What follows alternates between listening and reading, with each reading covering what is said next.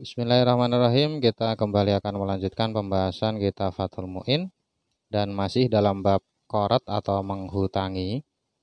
Jadi masalah yang akan kita bahas kali ini mirip dengan masalah sebelumnya, yaitu satu waqi'iyah atau satu kejadian yang kejadian itu mirip antara memberi atau menghutangi. Mirip antara memberi atau menghutangi. Kalau di pembahasan sebelumnya telah kita bahas masalah seorang yang memberikan hadiah dalam perayaan dan ternyata itu termasuk kategori hibah, bukan kategori qarat ya.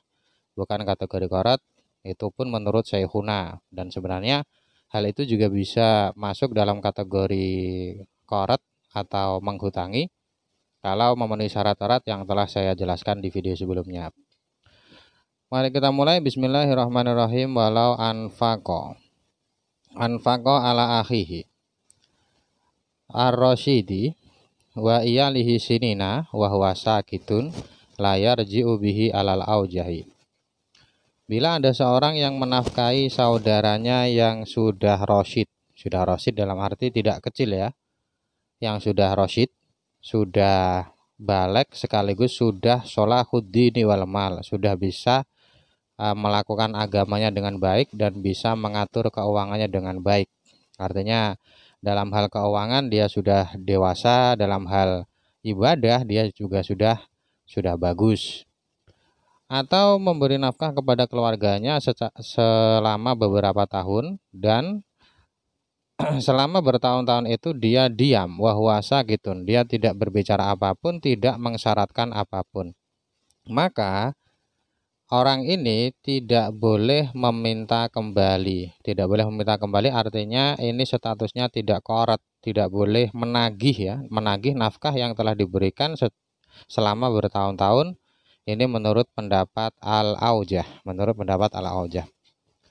Dan kalau kita tilik dalam kitab I'anatul Thalibin yang dipadukan dengan ibarah Tuhfatul Muhtaj, ini sebenarnya adalah komentar dari Ibnu Hajar ya, komentar dari Ibnu Hajar yang mengomentari fatwa sebagian ulama. Jadi di Ana dijelaskan bahwa sebagian ulama ada yang berfatwakan terkait dengan seorang saudara yang menafkahi saudaranya yang rasyid dan juga keluarganya selama beberapa tahun, tapi dia diam. Ini sama persis, isinya sama persis dengan yang ada di Fathul Mu'in. Bedanya adalah kalau di Tuhfah fatwanya dijelaskan bahwa setelah beberapa tahun itu ternyata pemberi nafkah dia meminta rujuk, meminta kembali. Jadi nafkah selama bertahun-tahun itu dihitung gitu, lalu dia totalnya itu diberikan kepada keluarganya yang dinafkahi, keluarga atau saudaranya yang dinafkahi, dia minta ganti gitu, Nah, ternyata isi fatwanya adalah orang itu boleh meminta kembali. Ini kalau dalam kitab Tuhfah ya, dan ini adalah fatwa yang dikomentari oleh Ibnu Hajar. Nah, alasan dari yang berfatwa ini adalah karena menyamakan dengan masalah di Fathul Mu'in sebelumnya, yaitu permasalahan hadiah yang diberikan saat perayaan. Nah, ini dikomentari oleh Ibnu Hajar bahwasanya fatwa ini perlu ditinjau ulang, perlu dipikirkan kembali. Bahkan menurut beliau tidak ada alasan apapun untuk mengatakan masalah ini termasuk bagian dari qarat. Mengapa? Alasannya adalah karena di dalam permasalahan hadiah yang diberikan saat perayaan, mengapa di situ ada pendapat yang mengatakan statusnya qarat? Karena ada tradisi atau ada kebiasaan yang berlaku. Sesuai dengan penjelasan di video sebelumnya ya. Jadi kalau memang memenuhi syarat-syarat kriteria qarat, maka itu masuk dalam kategori qarat. Masalahnya dalam permasalahan pemberian nafkah ini tidak ada adat seperti itu, tidak ada. Orang yang sudah mengasih nafkah ya udah, nanti ujung-ujungnya ya tidak diminta kembali. Jadi menurut Ibnu Hajar ini dua hal yang berbeda. Antara memberi hadiah dan memberi nafkah ini dua hal yang berbeda. Kalau memberi hadiah karena ada adat atau kebiasaan di satu daerah, maka bisa diarahkan ke qoret. Sedangkan dalam masalah nafkah ini nggak ada adat seperti itu, nggak ada. Adatnya saja nggak ada, apalagi adat yang stabil ya, adat yang stabil. Jadi adat itu tidak selamanya bisa menjadi acuan hukum. Adat itu kan ada yang stabil, ada yang tidak. Tidak itu maksudnya berganti-ganti gitu. Adat yang bisa menjadi acuan hukum yang dalam kaidah fikih biasanya ada kaidah al-adah muhakamah, itu adat yang ittirad. Ittirad artinya stabil, selalu seperti itu. Itu alasan Ibnu Hajar yang pertama. Alasan yang kedua, alasan Ibnu Hajar menolak dari fatwa yang mengatakan qoret itu ya. Alasan yang kedua, Ibnu Hajar mengatakan bahwa para imam madhab itu menegaskan dalam beberapa masalah yang masalah itu kesimpulannya adalah tidak boleh rujuk. Tidak boleh rujuk dalam arti tidak qoret ya.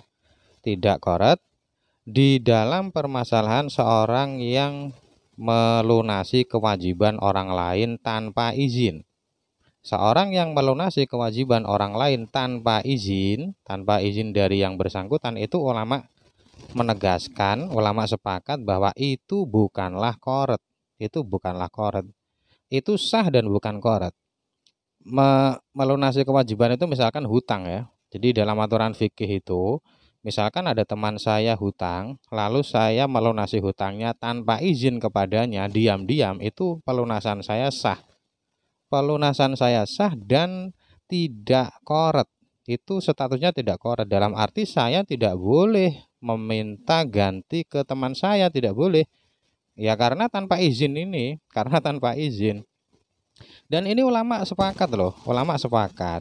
Lah, menurut Ibnu Hajar, orang yang menafkahi saudaranya itu termasuk kategori kewajiban, sehingga dia memberi nafkah kepada keluarga atau saudaranya itu sama seperti melunasi hutang orang lain tanpa izin. Makanya dalam Fathul Mu'in ini kalimat bahwa sakitun ini satu catatan yang penting.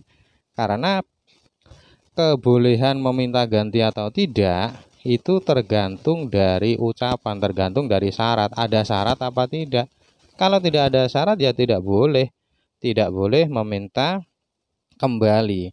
Ya walaupun dalam bab qoret ada namanya qoret hukmi, tapi qoret hukmi pun itu juga tidak bisa digeneralisir untuk semua kasus ya. Ada beberapa kasus yang tergolong qoret hukmi, tapi ada juga yang tidak tergolong qoret hukmi.